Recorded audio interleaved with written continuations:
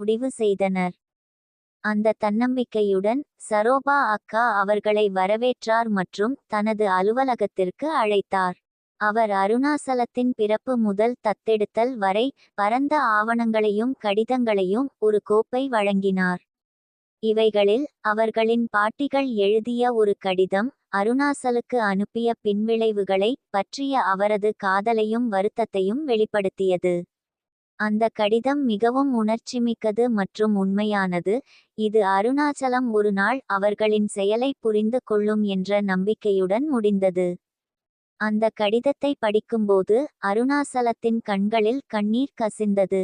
இது கடினமான நேரம், ஆனால் அது அவரது வாழ்க்கையில் பெரும்பாலும் தேவைப்படும் மூச்சளிப்பை வழங்கியது.